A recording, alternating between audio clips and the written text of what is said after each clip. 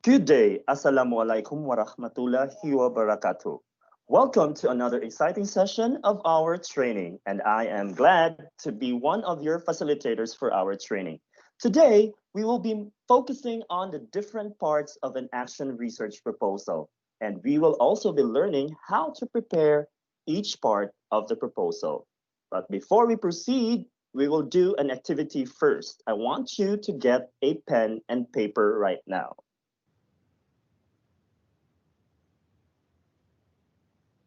Are you ready? Do you have your pen and paper with you? I want you to arrange the parts of an action research proposal in an order. So you're going to use your pen and paper and arrange and organize all the parts. The parts are innovation, intervention, or strategy, action research methods, work plan and timeline, plans for dissemination and utilization, cost estimates, action research questions, context and rationale. Again, you're going to arrange them in order within 3 minutes only. Timer starts now.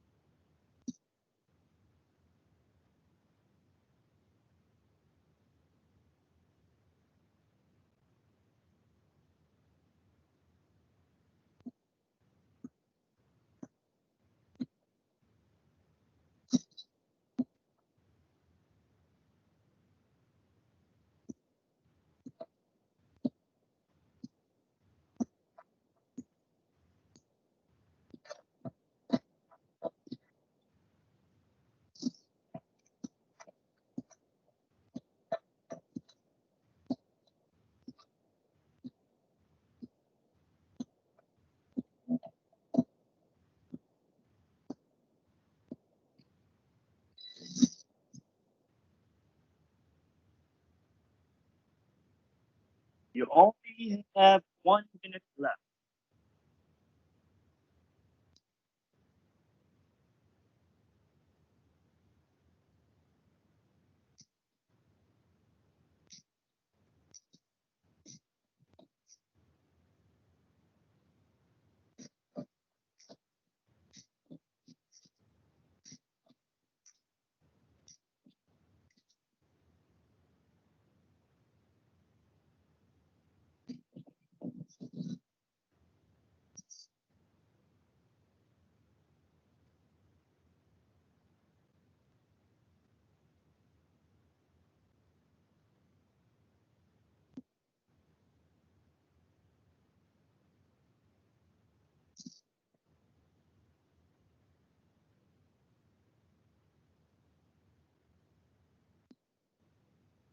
Five, four, three, two, one. Time is up. All right, thank you for participating. I will show you now the correct order of an action research proposal.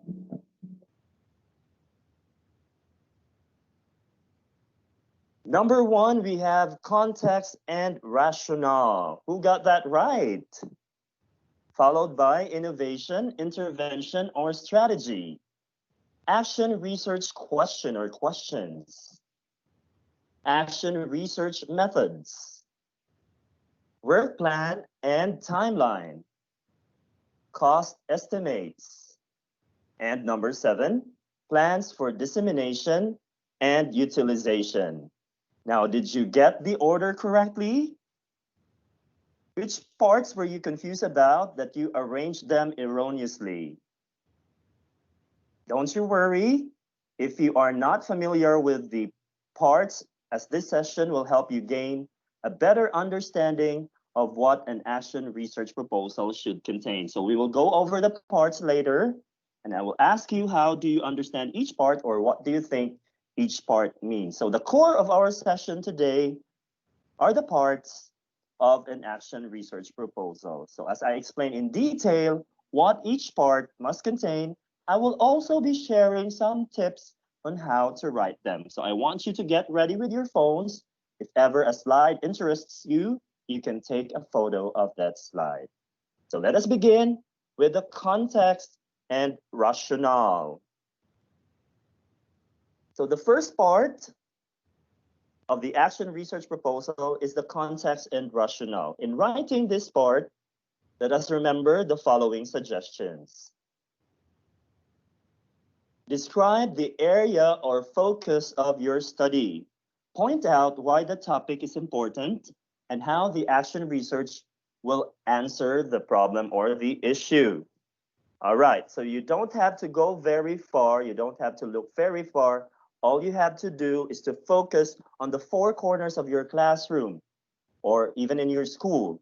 So those are enough for us to see what are the pressing issues and problems that need to be solved. So we have a lot of challenging problems, issues, and concerns that need to be solved.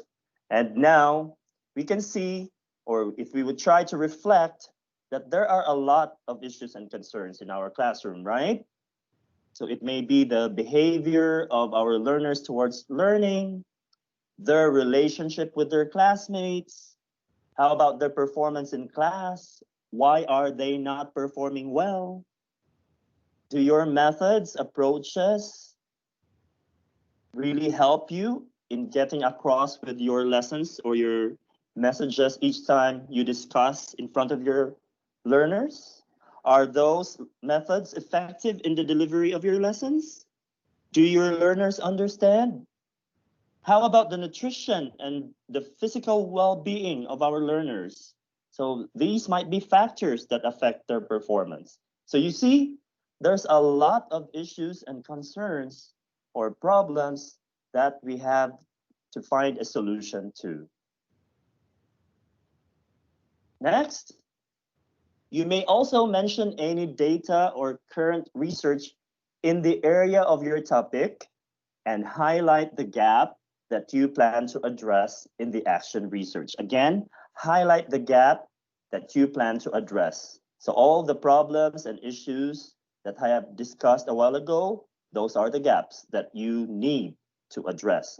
Those are the gaps that you need to resolve. It is also here that you cite any theory, related studies, that policies or laws that would strengthen your claims about the intervention or treatment that you plan to implement.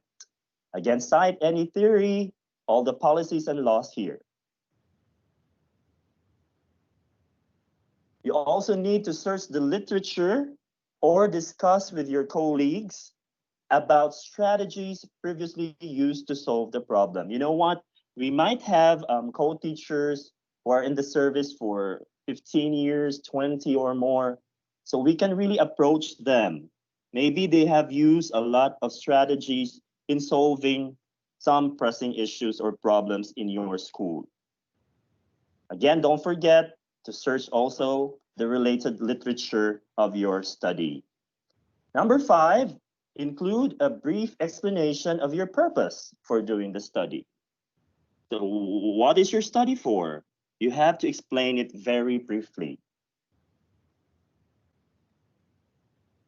Also remember to include the activities that you are considering to perform and the desired outcomes. Remember your goals, your objectives of your study, and all the plans that you need to do or you plan to do. You include all of those and including also your desired outcomes.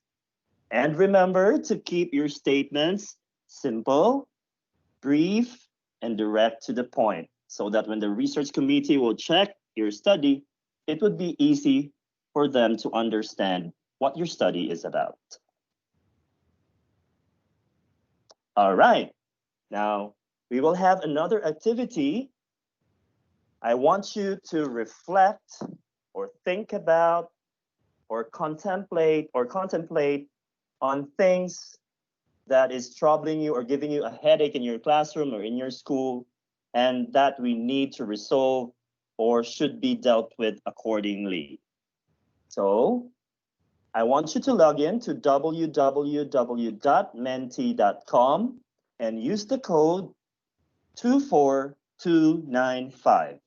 Again, the code is 24295. Now log in, you go to your browser and type www.menti.com. Don't forget, I want you to contemplate on the things or any problem that we might really see that is really troubling you or affecting the performance of our learners, or as a school administrator affecting the performance of your teachers. Are you ready? Have you logged in already to www.menti.com? I'll give you 3 minutes, and all you have to do is answer the question there. You can actually submit multiple answers. In 3, 2, 1. Timer starts.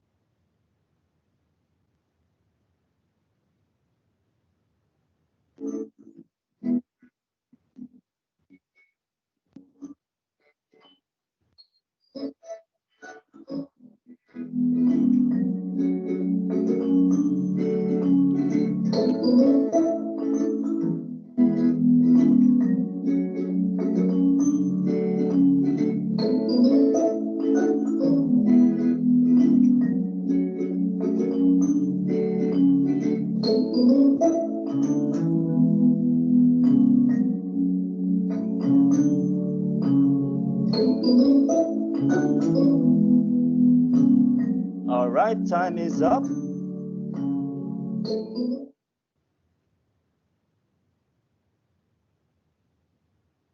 Now I'll be generating all your answers. Wait for a moment as I generate your answers.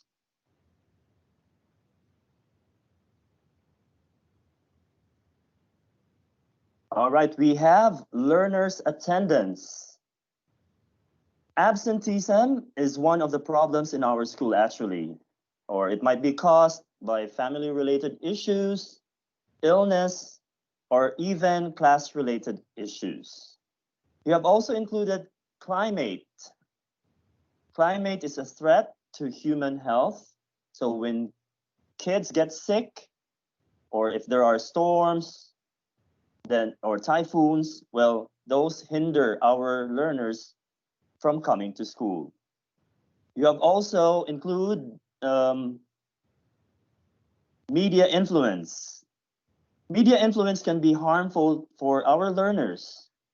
And while this is certainly true in some circumstances, it can be best understood as having mixed effects.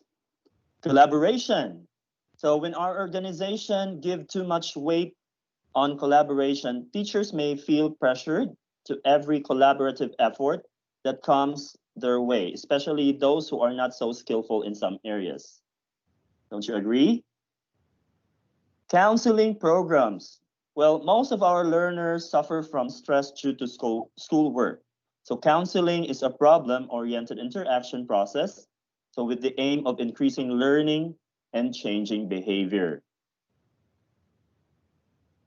Schools report a variety of reasons of learners dropping out of school.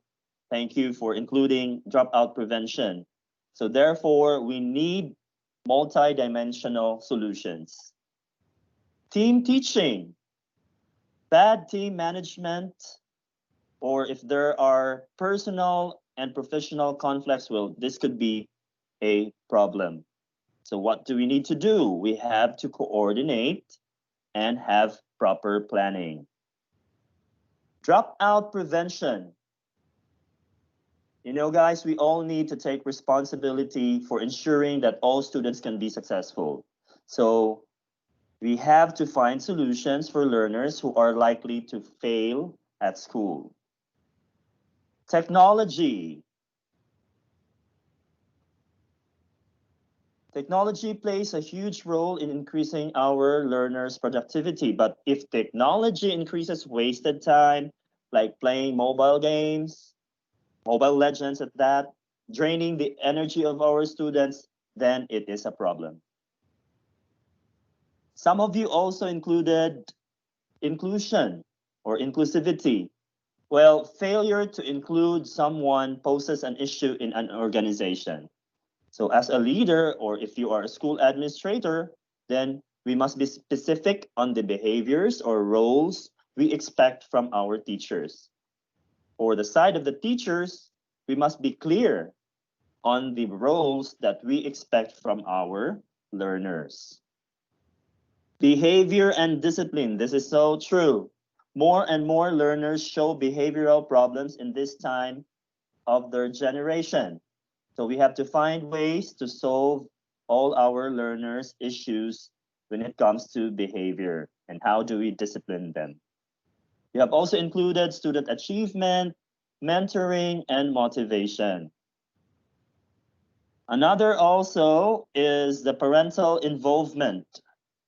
Well, parental involvement is a combination of commitment, right, and active participation on the part of the parent to the school and to the student. So there are many problems concerned with involvement. Well, parents may feel unwelcomed at school, also their lack of knowledge and lack of education, and some parents may not feel that education is important. So thank you for bringing that up.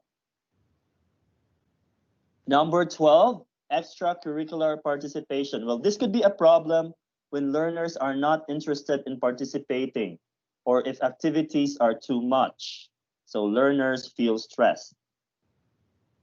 We have also included professional development and lack of teachers, where, well, these are issues that require immediate solution in our organization. So thank you so much for answering our question and participating in our activity. Now let's proceed. The next part is the innovation, intervention, and strategy. When we talk about innovation and intervention, we're talking about new methods, those new strategies or approaches or designs to solve our pressing issues and problems that we have tackled a while ago. So this part presents the treatment that you are proposing to implement a solution to the classroom problem. So when writing this part, the following are suggested.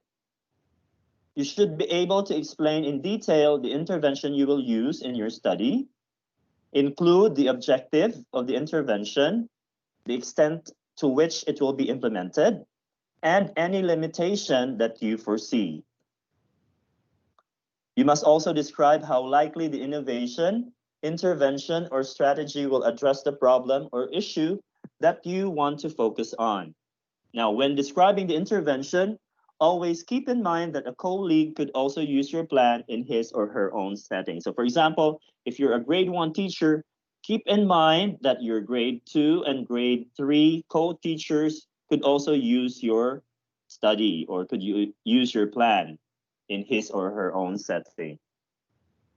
If you are conducting the study in collaboration with others, identify your co-researchers and describe the ways in which they will be contributing to the proposed action research, like who works what and what will be done by who, right?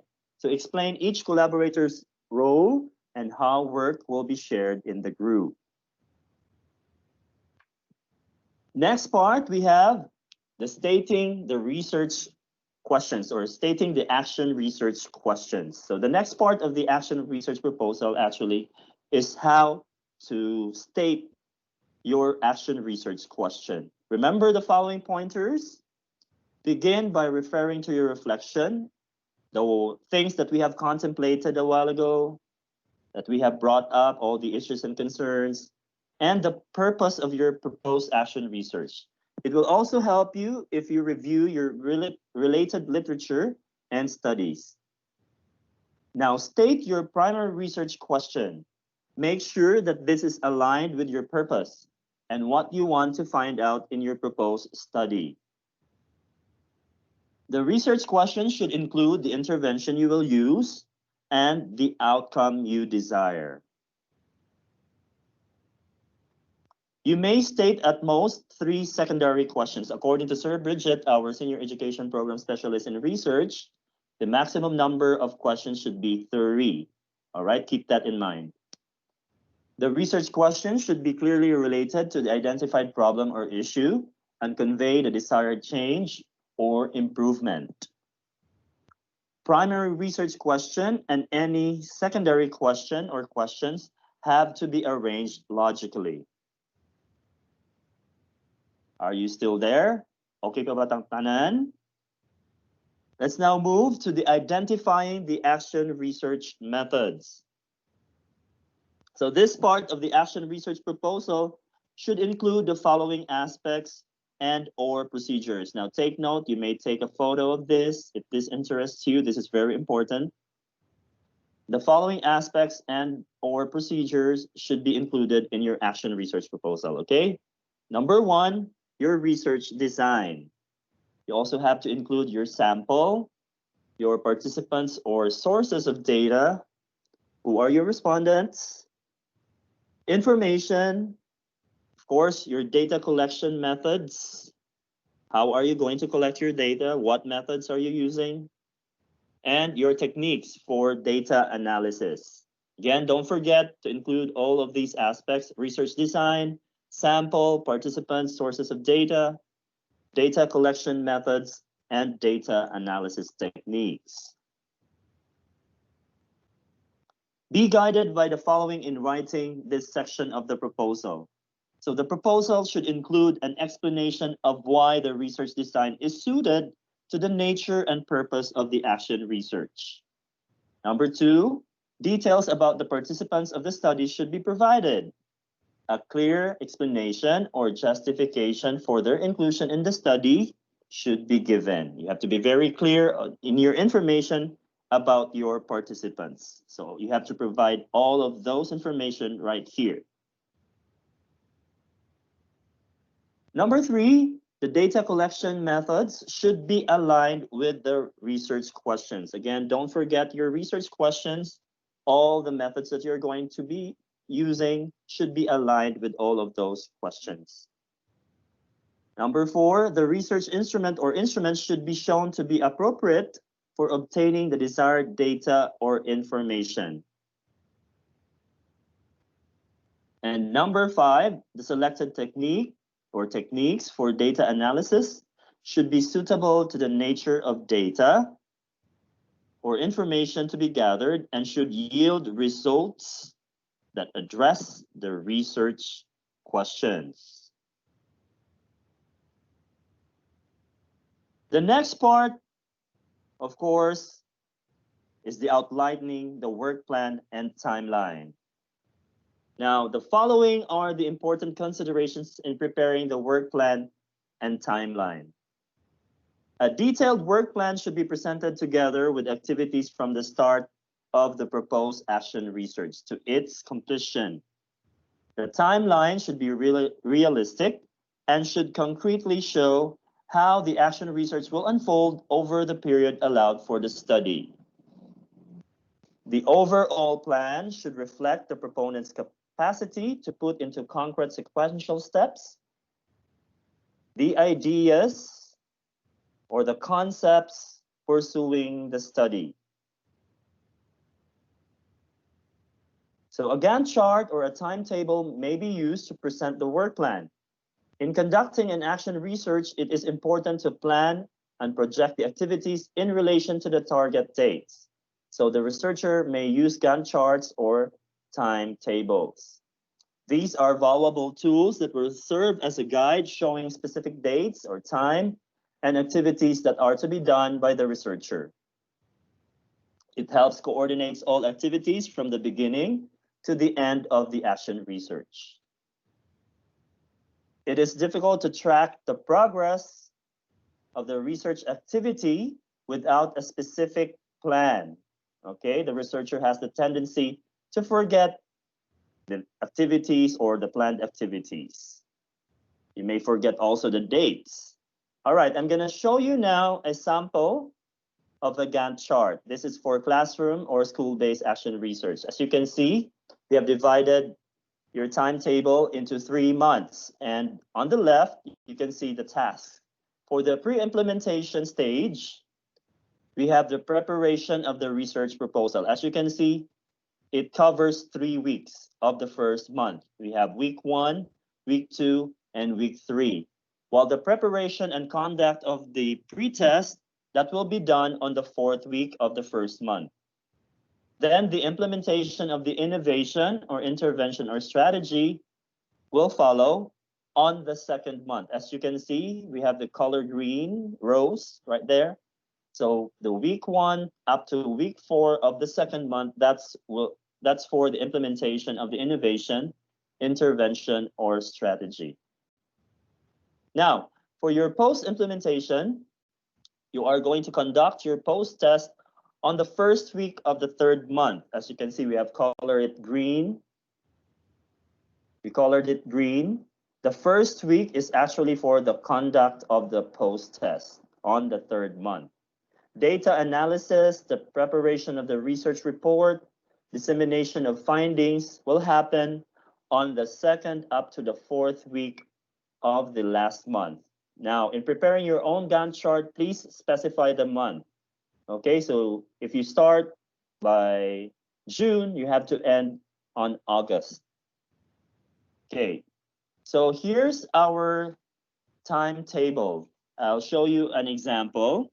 So we have the objectives, activities, strategies, responsible persons, estimated time allotment, completion date, and the desired outcome. So the first objective is to submit the action research proposal. Of course, you're going to write the action research proposal following the suggestions or following the parts that we have discussed now. So who are responsible? Of course, the teacher or the researcher or your co-authors you include. Estimated time or completion date, we have from week 1 to 3 of June, if you're starting in June. And then your desired outcome, action research proposal submitted for approval, of course, addressed to the Schools Division Superintendent Alberto L. Oplinaria, and of course, to Sir Bridget Emilien Abalorio. Next objective, we have to obtain baseline data for comparison with post-test data. So you have to prepare your pretest items. And of course, you have to administer your pretest on the week 4 of June. So your desired outcomes, your pretest data as your baseline. You're going to need that if we are going to compare your data of your post-test. Now, third objective, to implement innovation. You have to provide the intervention to the class now. You're going to use your treatment. So you're going to do that from weeks 1 to 4 of July on the second month. So your desired outcome, of course, intervention applied to students as planned. Next objective, we have to collect post-test data. Now you're going to administer post-test on the first week of August. Okay, that's the last month. So post-test data for comparison with your baseline. As I told you, you're going to need the baseline data in order to compare your post-test data. Now, to test the effectiveness of the innovation, you're going to analyze the pre-test and post-test data. If you don't know how to analyze your data, you may need a statistician. So you have to consult a statistician. You're going to do that on the second week of the third month. In our example, that's the week 2 of August. So statistical output relevant to the research question. At this time, you're going to answer now your research question. Well, is there a significant difference before and after the intervention? You can answer that already. Next, we have to submit final action research report. So you're going to write the results of the action research on the third week of August in our example. And action research final report will be submitted to the Department of Education to Sir Bridget. Okay, again, addressed to the school's division superintendent, Edelberto L. Oplinaria. And lastly, to disseminate the results of the action research, you have to give a 1-hour presentation of your action research. You're going to defend your study. And that will be done on the last week of the third month. So public presentation of your results will be done in front of the research committee in the division office or wherever Sir Bridget will plan to do the presentation. Now let's go to computing the cost estimates. So when preparing the cost estimates, the researcher should be reminded of the following points. We have to write a detailed breakdown of expense items with their corresponding costs. The items and costs should reasonably reflect the funding needs of the action research and adhere to the Basic Education Research Fund or BERF guidelines, or you may also refer to DepEd Order number 16, series of 2017, titled Research Management Guidelines, if you wish to avail of this assistance. Again, you just have to refer to DepEd Order number 16, series of 2017, titled Research Management Guidelines, and also the Basic Education Research Fund Guidelines, if you need this assistance. Now, the specific expenses should support the overall plan of the proposed action research. Now, I want you to get your phones and get ready so that you'll be able to capture the items of expenditures that we are going to consider. A, supplies and materials. That includes bond paper, pens, printer, ink, stapler, and also your communication expenses, which includes postage stamp, courier service, call cards, and internet use. Transportation expenses, fare for public transportation such as taxi, bus, jeepney, tricycle, and boat. For reproduction, printing, and binding costs, that includes photocopying services. And we also have meals and snacks. Wow, bonga. So we have food expenses. Expenses related to research dissemination, for example, tarpaulin stand, and handouts containing summary of action research. Again, it's very important that we have to consider all those items of expenditures, and we have to include that here. So for financial support in the conduct of your action research, BERF offers the following grants. We have 30,000 pesos for a classroom school-based action research and 150,000 pesos for a district division-wide action research, and also 500,000 pesos for a region-wide action research. Now, for the case of our teachers and school administrators, we can avail of the 30,000 pesos. This is so true for us. We can actually avail this grant. But if you want to avail the grant that is 150,000 or 500,000, we must do our research outside our responsibilities or work. Again, if we're going a study, if we're going to do a study, we must not do it in our work time. So it must not interfere with our duties and responsibilities. So we can actually avail the 150,000 and 500,000. So if you have questions or clarifications regarding these grants, you may refer to DepEd Order number 16, series of 2017. Again, for more details, refer to DepEd Order number 16, series of 2017. We're almost done. We're down to our last part of the action research proposal. Suggesting the plans for dissemination and utilization. So when drafting the plans for dissemination and utilization, we have to take into consideration the following ideas. This portion of the action research proposal should provide a detailed picture of how you are going to publicly share the findings of your study. Again, don't forget your ethical considerations. If you're sharing some findings of your study, you have to include that. Clearly indicate how the outputs and recommendations can or will be utilized to solve similar problems in the classroom or improve learning and instruction. All right, that's it. So now I'm challenging every one of you to write your first draft. Since we already know the processes and the parts of the action research proposal, I want you to prepare and write your first draft right now. You might do it some other time, but I'm challenging you to write your first draft, okay?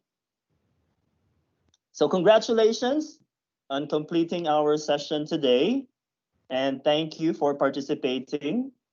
I hope this has been a profitable exercise for you. I trust that the experience has given you some confidence not only in writing an action research proposal, but also in actually conducting the action research. So your draft will surely need polishing, so you just have to consult Sir Bridget Abalorio, or you may ask questions, comment down on our chat box if you find some things or some parts that are difficult for you to do. All right, so thank you so much for your participation. I'll be leaving you with a quote from Albert St. Georgi. It says, research is to see what everybody else has seen and to think what nobody else has thought. Thank you so much. I'm Jovanny Malazarte Pangasian, the EPS2 of the HRD, saying thank you and God bless.